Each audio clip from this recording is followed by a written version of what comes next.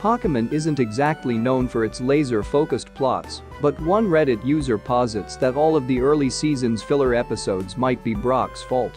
This actually isn't too far-fetched. The show became much more focused on character development after Brock left the group and, as a result, could go into larger, overarching plots unrelated to each region's legendaries.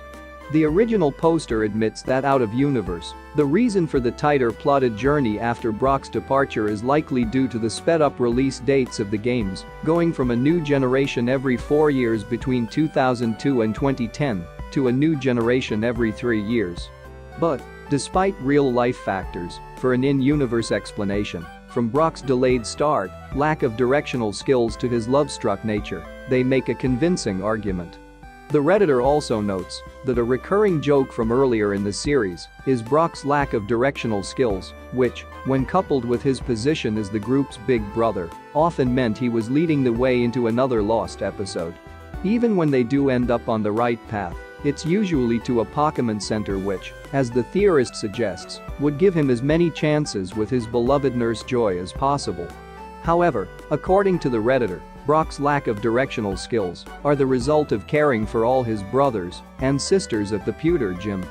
Brock didn't have time to learn many skills that trainers would normally use on their journey, like how to read a map.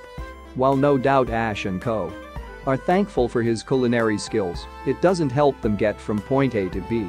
They also bring up the fact that Ash's companions in Unova, Kalos, and Alola are all much better at showing Ash around, whether it's due to familiarity with the region or just having a better GPS.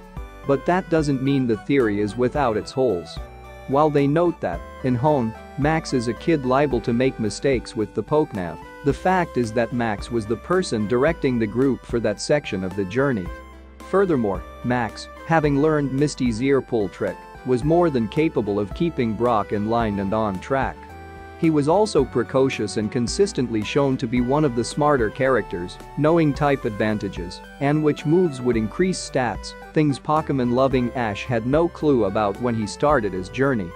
Other than Pokenav's unreliability at the hands of the writers, there's no doubt that a kid as smart as Max knew where he was going, even if Brock didn't, and yet the filler continued. But there is one other reason why Brock might have forced the group to beeline for Pokemon centers. While initially wanting to be a Pokemon breeder, Brock's arc sees him question that goal, eventually discovering that he actually wants to be a Pokemon doctor.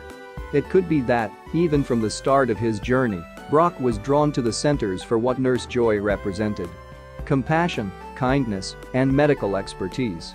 His desire to be a doctor could easily have grown out of admiring and watching Nurse Joy's work, so in that way, any episode with Brock in a Pokemon Center wasn't filler at all. Regardless, the fact is that every Pokemon journey is different, and Brock's was a slow and steady trek as he began to understand his passions and who he wanted to be.